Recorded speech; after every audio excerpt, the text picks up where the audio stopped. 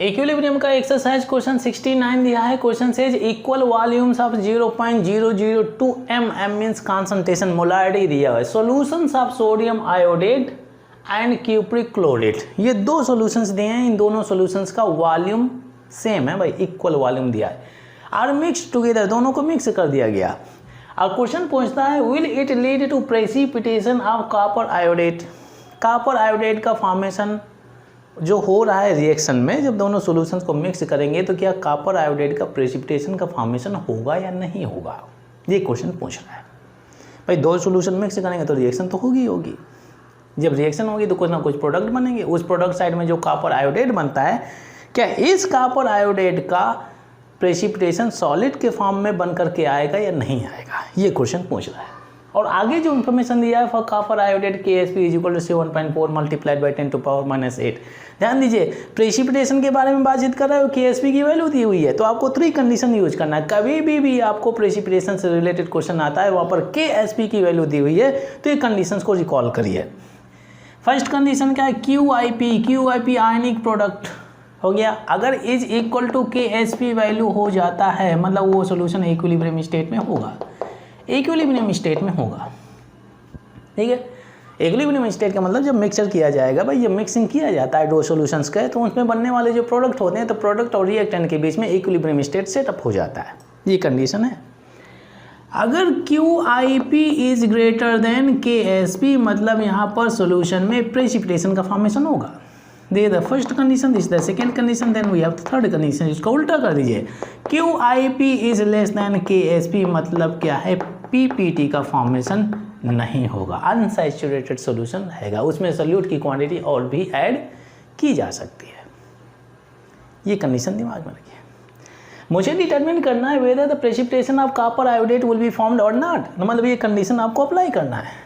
KSP का value दिया हुआ है, अगर मैं QIP की वैल्यू कैलकुलेट कर लेता हूँ जो डेटा दिया है, और दोनों को मैं कंपेयर करके मैं डिटरमिन कर सकता हूँ कि whether the precipitation of copper iodate is formed और नॉट।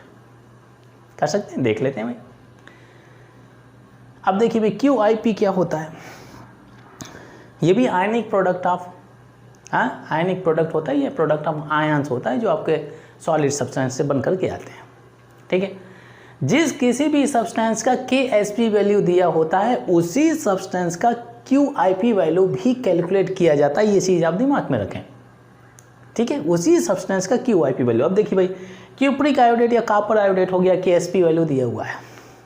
ठीक है, KSP वैल्यू दिया हुआ है 7.4 मल्टीप्लाई बाई 10⁻⁸। तो इसी सब्सटेंस का आपको QIP वैल्यू भी कैलकुलेट करना है। अब देखिए, अगर मैं इसका केमिकल फार्मूला लिखूं तो CuIO3 होल ट्वाइस हो गया, ये सब्सटेंस हो गया सॉलिड सब्सटेंस। जब इसको आयंस इसके शो करेंगे तो Cu2+ हो गया, ये एक्वस हो जाएगा भाई, और ये IO3 और ये माइनस हो गया, और 2 मोल से मिल जाते हैं, क्योंकि यहाँ पे अगर आप देखिए ये 1 मोल दिया, ये 2 मोल से दिया, ये हो गया। चार्ज निकालना है, ये 1 कर दिए, क्रिस क्रॉस करिए तो ये +2 हो जाता है, ये -1 हो गया, तो वही शो कर दिया मैंने। ये भी आपका एक्वस स्टेट में, आयंस को आप हमेशा एक्वस मीडियम में लिखें, एक्वस मेंशन कर दीजिए। ठीक है भाई। अच्छा, इस इक्वेशन के लिए अगर मुझे QIP का एक्सप्रेशन लिखना है, QIP इज इक्वल टू क्या हो गया भाई, यहाँ से प्रोडक्ट ऑफ आयन Cu2+ और यहाँ से IO3- raise to the power of their stoichiometric coefficient. इसका स्टोइकियोमेट्रिक कोएफिशिएंट क्या हो गया, 1, तो लिखते नहीं है, 2 दिया है, तो आप raise to the power of, ये हो गया। ठीक है, अब ध्यान दीजिए भाई, अगर मुझे इन आयंस का कॉन्सेंट्रेशन मिल जाए तो मैं QIP की वैल्यू कैलकुलेट कर सकता हूँ। अगर QIP की वैल्यू जैसे ही मिलती है तो आप ये कंडीशन यूज करिए और बता दीजिए कि प्रेसिपिटेशन का फॉर्मेशन होगा या नहीं। किसका प्रेसिपिटेशन, इस सब्सटेंस का, क्योंकि भाई KSP और QIP हम इसी सब्सटेंस का तो यूज कर रहे हैं। ठीक है, अच्छा चलिए देखते हैं भाई यहाँ पे हम इनका कॉन्सेंट्रेशन कैसे निकाल लें। शुरुआत में जो डेटा दिया है, इक्वल वॉल्यूम्स ऑफ इतना concentration of sodium iodate. Sodium iodate का क्या होता है फार्मूला, सोडियम आयोडेट का NaIO3 हो गया, सोडियम आयोडेट का फार्मूला हो गया। ठीक है, इसका कॉन्सेंट्रेशन कितना दिया है, 0.002 दिया है, M, चलिए M कर दिया मैंने, मोलारिटी में दिया हुआ है। इसको अगर आप डिसोसिएट करेंगे, इसकी ब्रेकिंग यहाँ से करेंगे, सॉल्ट है तो ये हो जाएगा आपका Na+ एक्वस, और ये हो गया आपका IO3 माइनस। ये सिंगल सॉल्यूशन के बारे में बातचीत कर रहे हैं भाई। यहाँ पे अगर आप देखें तो ये 1 मोल है, ये भी आपका 1 मोल है, 1:1 मोल रेशियो। अगर इसका कॉन्सेंट्रेशन अगर 1 मोल, हाँ, अगर 1 मोलर आपका NaIO3 प्रोड्यूस कर रहा है 1 आयोडेट आयन, हाँ, 1 मोलर आयोडेट आयन, तो इतना कॉन्सेंट्रेशन कितना प्रोड्यूस करेगा, वही क्योंकि मोल रेशियो सेम हो जाता है। तो ये हो जाएगा आपका 0.002 m हो गया। अब देखिए उसी डायरेक्शन में जा रहे हैं। यहाँ से मुझे आयोडेट आयन का कॉन्सेंट्रेशन मिल गया। ये सिंगल सोल्यूशन है। दूसरा सोल्यूशन के बारे में बातचीत करते हैं। दूसरा क्यूप्रिक क्लोरेट, ये आपका हो गया Cu और ClO3 होल ट्वाइस हो गया। अगर आप इसको डिसोशिएट करेंगे तो Cu2 प्लस और ये 2 ClO3 माइनस हो गया। ठीक है भाई, ये बन गया। अब इसके बाद में इसका भी वही कॉन्सेंट्रेशन दिया हुआ है। ये आए 0.002 m कॉन्सेंट्रेशन भी सेम है, दोनों का वॉल्यूम भी सेम है। यहाँ पे एक ही कॉन्सेंट्रेशन दिया इन दोनों सॉल्यूशंस का। तो इक्वल वॉल्यूम्स उसके बारे में बातचीत करते हैं। बट इसमें हमें क्या चाहिए, Cu2 प्लस आयन का कॉन्सेंट्रेशन, तो यही भाई 1 मोल ये भी है 1 मोल ये भी, तो मोल रेशियो सेम होने की वजह से सेम कॉन्सेंट्रेशन कॉपर आयन का भी मिल जाता है। अब देखिए भाई, ये इस सॉल्यूशन में आयोडेट आयन का कॉन्सेंट्रेशन इतना है, इस सॉल्यूशन में कॉपर आयन का कॉन्सेंट्रेशन इतना है। दोनों को ऐड किया जाता है। जब दोनों को ऐड करेंगे, दो सॉल्यूशंस को लेकर के ऐड करेंगे, वॉल्यूम बढ़ेगा। अगर वॉल्यूम बढ़ेगा तो कॉन्सेंट्रेशन डिक्रीज हो जाता है। जैसे 2 ग्लास ऑफ वाटर ले लिया और आपने एक बड़े से कंटेनर में डाल दिया, हाँ ठीक है, तो 2 glass of water 2 glass of water ले लेते हैं, दूसरे कंटेनर में डाल देते हैं, तो जो टोटल वाटर की क्वांटिटी होगी वो ज़्यादा होगी ना, वॉल्यूम ऑफ वाटर ज़्यादा होगा। दोनों को मिक्स कर दिया गया, 500 ml मिक्स करिए तो 1000 ml हो गया। क्योंकि अगर जैसे वॉल्यूम बढ़ता है कॉन्सेंट्रेशन डिक्रीज होता है, वही बिकॉज द फार्मूला हमारे पास में क्या होता है, molarity is equal two moles of solute divided by volume of solution. तो ये मोलारिटी और वॉल्यूम के बीच में इन्वर्सली का रिलेशन होता है, इन्वर्सली प्रोपोर्शनल टू। अगर वॉल्यूम बढ़ेगा तो मोलारिटी डिक्रीज हो जाएगी। ठीक है भाई, जब आप दोनों को ऐड करेंगे, अब दोनों को इक्वल वॉल्यूम बोल रहा है, इक्वल वॉल्यूम का मतलब एक बहुत ही सिंपल वैल्यू ले लेते हैं हम अपने कैलकुलेशन के लिए। मान लिया जाए कि इसका वॉल्यूम कितना हो गया, 1 लीटर। मान लिया जाए कि इस सॉल्यूशन का वॉल्यूम मैंने 1 लीटर लिया, इस सॉल्यूशन का भी वॉल्यूम मैंने 1 लीटर लिया हुआ है। ठीक है, सिंपल वैल्यू ले लेते हैं ताकि हमें आगे जो कैलकुलेशन करने वाले हैं इजी कैलकुलेशन भी रहेगा। अब दोनों सॉल्यूशंस को ऐड करेंगे तो इसका 1 लीटर वॉल्यूम, इसका 1 लीटर वॉल्यूम, तो टोटल वॉल्यूम कितना हो जाएगा, 2 लीटर। 2 लीटर हो गया भाई। अब 2 लीटर में आपको आयोडेट आयन का कॉन्सेंट्रेशन और ये कॉपर आयन का कॉन्सेंट्रेशन निकालना है। ये जो कॉन्सेंट्रेशन है 1 लीटर में है भाई, ये जो कॉन्सेंट्रेशन ऑफ Cu2 प्लस है 1 लीटर में है। अब आपको निकालना है मिक्सचर में, जो दोनों को ऐड करेंगे वॉल्यूम बढ़ेगा, और जब वॉल्यूम बढ़ता है उस वक्त इनका कॉन्सेंट्रेशन क्या होता है। ठीक है भाई, वही कॉन्सेंट्रेशन आपको, क्योंकि ये तो मिक्सचर ही है भाई। QIP किसी सब्सटेंस का निकालते हैं, वो सॉल्यूशन को मिक्स करने के बाद ही QIP निकलता है, एक इंडिविजुअल सॉल्यूशन का नहीं निकालना है।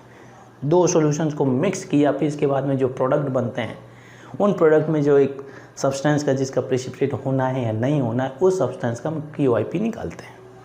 ठीक है, तो वही चीज़ है, हम दोनों को ऐड करते हैं, फिर इसके बाद में इन आयंस का कॉन्सेंट्रेशन निकालते हैं, फिर इसके बाद में हम QIP निकालते हैं। अब देखिए,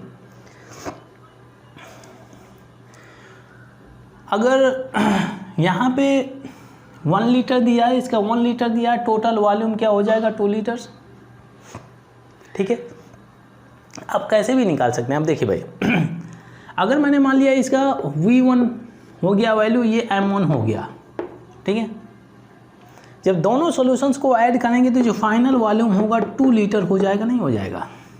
तो V2 को, जो नया सॉल्यूशन बनेगा, V2 को मैंने 2 लीटर कर दिया, और M2 की वैल्यू मुझे निकालनी है। M2 की वैल्यू, एक फार्मूला आप लोगों ने पढ़ा होगा, M1 V1 is equal to M2 and V2 पढ़ा होगा भाई। दिस डेटा मालूम है, ये डेटा भी मालूम है, M2 की वैल्यू आप निकाल सकते हैं, जो नया कॉन्सेंट्रेशन होगा जब वॉल्यूम आपका 2 लीटर हो जाता है। M1 V1, तो 1 multiplied by 0.002 is equal to M2 calculate करना है, अन वॉल्यूम में 2 हो जाएगा, इधर ले आइए तो M2 इज इक्वल टू क्या हो जाएगा, 0.002 डिवाइडेड बाई 2, 0.001।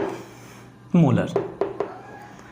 ये आयोडेट आयन का कॉन्सेंट्रेशन जो मिक्सचर में होगा 0.001 हो जाएगा। सिमिलरली आप इसका भी निकाल लीजिए, ये आपका V1 हो गया, ये आपका M1 हो गया, V2 की वैल्यू आपकी 2 लीटर हो जाती है टोटल वॉल्यूम जो होता है। तो M1 V1 = M2 V2 से निकालिए M2 की वैल्यू, वही सेम हो जाएगा, क्योंकि भाई यहाँ पे V1 1 है ना, 1 multiplied by M1 0.002 and equal to M2 multiplied by 2, इसे कैंसिल करेंगे 0.001 हो जाएगा। बहुत ही सिंपल कॉन्सेप्ट है। ये कॉन्सेंट्रेशन है कॉपर आयन का इन द मिक्सचर, और ये कॉन्सेंट्रेशन है आयोडेट आयन का इन द मिक्सचर। अब ये कॉन्सेंट्रेशन आप उठा करके यहाँ पे रखिए, QIP की वैल्यू आप निकालिए। = कॉपर आयन का कॉन्सेंट्रेशन इन द मिक्सचर कितना हो गया 0.001, रखिए भाई 0.001, ठीक है। देन इसके बाद में आयोडेट आयन का 0.001 होल स्क्वायर कर दीजिए, सिंप्लीफाई करिए। यहाँ से 10⁻³ मिलेगा, अगर डेसिमल को आगे ले जाएंगे 10⁻³ यहाँ पर भी 10⁻³ मिलेगा, होल स्क्वायर दिया तो 10⁻6 हो गया। 10⁻6 और 10⁻³ = 10⁻9। तो इसको आप 1.0 मल्टीप्लाई बाई 10⁻9 या 10⁻9 भी लिख सकते हैं। अब कंपेयर कर लीजिए भाई, QIP की वैल्यू इतनी दी है और KSP की वैल्यू इतनी दी है। ये KSP वैल्यू है, ये QIP की वैल्यू है, ठीक है। सेम सब्सटेंस के लिए, क्यूप्रिक आयोडेट के लिए कौन सी वैल्यू ज़्यादा लार्ज है? This value is larger than QIP value. KSP value is larger than QIP value. ये वैल्यू ज़्यादा लार्ज है, 10⁻8 है और ये 10⁻9 में जा रहा है, नेगेटिव ज़्यादा है ना, कम वैल्यू हो जाता है। कौन सी कंडीशन अप्लीकेबल है? KSP value is greater than QIP, और अगर KSP की वैल्यू QIP से ज़्यादा होती है मतलब है कि प्रेसिपिटेशन का फॉर्मेशन नहीं होता है। Will it lead to precipitation of copper iodate? No, it will not lead to the precipitation of copper iodate after mixing two solutions. ठीक है, बहुत ही सिंपल कॉन्सेप्ट है। यही चीज़ कभी भी प्रेसिपिटेशन और KSP का वैल्यू दिया हुआ है, आप हमेशा इन कंडीशंस को दिमाग में रखें और यूज करके आसानी से आंसर कर सकते हैं।